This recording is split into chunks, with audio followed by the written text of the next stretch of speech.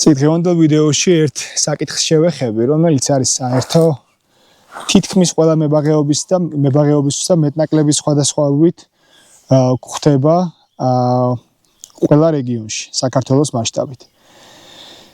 არავინ ამ თემაზე რატომღაც არ საუბრობდა და ეს საკითხი დღემდე დარჩა გაურკვეველი და კითხვის ნიშნის ქვეშ და ამ გაურკვევლობას და გაუგებრობას ეწირება რეალურად მესაკუთრეების ინტერესები და იმ ადამიანების ინტერესებიც თავისთავად, ვინც ხელს უშლის ამ პროცესს.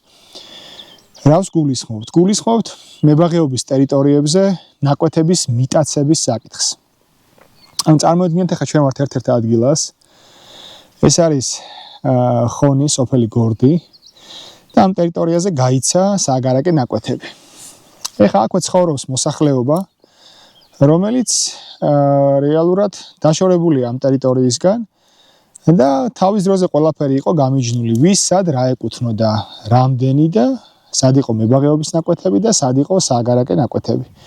მაგრამ რატომღაც ამ ადამიანებს გაუჩინეს განცდა, რომ თუ აქ სხვები შემოვიდოდნენ, არა ადგილობრივები და მოიხსენებათ სააგარაკე ნაკვეთებს იძლეოდნენ არა ადგილობრივებზე, არამედ ქალაქში საწარმოებში დასაქმებულ პირებზე. ამ ხალხმა ჩათვალა, რომ აქ რაღაც მათთვის კატასტროფის ტოლფასი მოხდებოდა და მაშინაც უპირისპირდებოდნენ, როგორც ამას სხვადასხვა წყაროებში ვკითხულობ და დღესაც ცალკეულ უბნებზე ადგილი აქვს აი ამ ჭიდაობას, რომ ასე არ დაგანებებთ და აი ხდება სხვადასხვა არგუმენტები, რომ აი თითქოს საძოვარი აღარ ყოფნის სოფელს, რაღაც პრობლემები არის, რაღაც ვეღარ გაივლიან და რაღაც აი თითიდან გამოწვეული ფრაზები და არგუმენტები, რომელსაც რეალობასთან არანაირი შემხევლობა არ გააჩნია. არ გააჩნია, იმიტომ რომ პრაქტიკულად ვერ ხვდებით შინაარს, რა შეიძლება იყოს პრობლემა და რატო უნდა უშლიდეს ადგილობრივი მოსახლე ხელს იმას, რომ აქ განვითარდეს სააგარაკე სივრცე. და რას გულისხმობთ კი დეტალურად ამ ყველაფერში? აი წარმოიდგინეთ, თქვენ ცხოვრობთ სოფელში და აი მაგალითად აქ ან ნებისმიერ სხვა სოფელში და რა საქმიანობთ, ხო? როგორც წესი, ჩვენ არ ვართ ახ განებივრებული, მით რომ რაღაცა კრიპტოვალუტას აწარმოებდეს ვინმე ან რაღაცა ციფრული ტექნოლოგიები ყვაოდეს რეგიონში, ხო? სოფელია,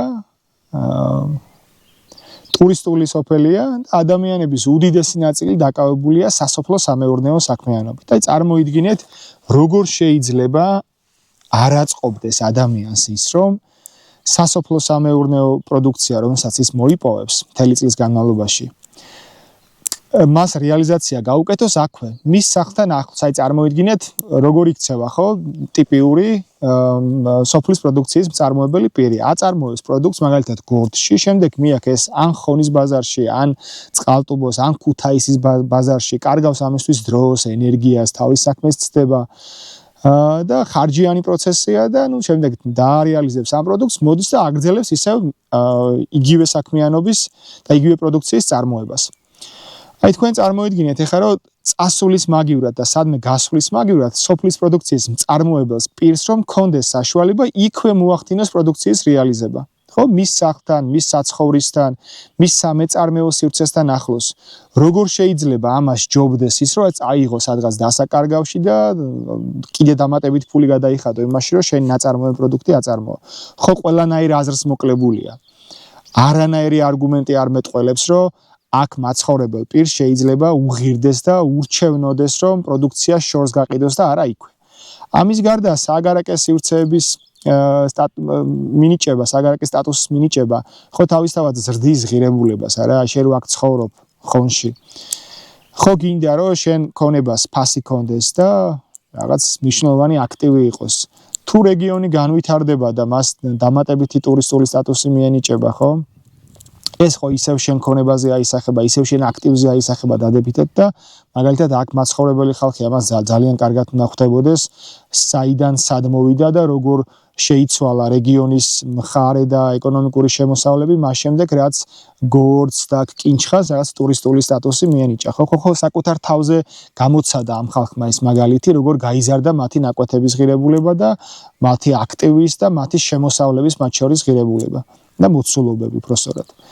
მაგრამ აი მიუხედავად ამისა, აი მიდის ეს გამალებული ჭიდაობა, რომელიც არის გაუაზრებლობის შედეგი უფრო მეტად, ვიდრე რეალურ არგუმენტებზე დაყრდნობილი. და ამ გაუგებრობას და ამ დაპირისპირებას ხელს უწყობს მე რასაც ვაკვირდები ის ხალხი, ვისაც აქ განზრახული აქვს, რომ ეს ნაკვეთები ჩაიგდოს ხელში თითო ოროლა ადამიანმა.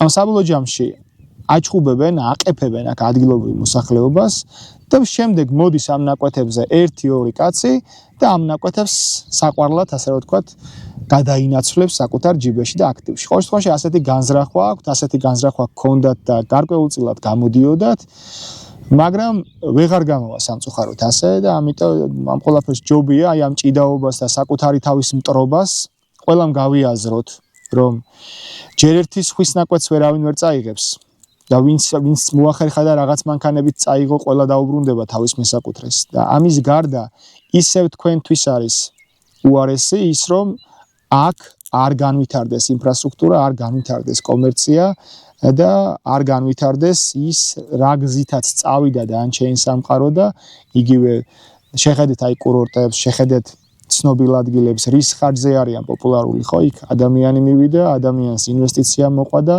მას თავისთავად რეგიონის განვითარება მოყვა. ამიტომ ჩემი თხოვნა იქნება, რომ ამ ნაკვეთებს მაინც ვერ წაიღებთ ის პირები, ვისაც გეკუთვნით, კიდევ ერთხელ უпроსტად ვისაც არ გეკუთვნით, მაინც ვერ წაიღებთ. ვისაც წაღებული აქვს, იმასაც უკან მოუწევს დაბრუნება.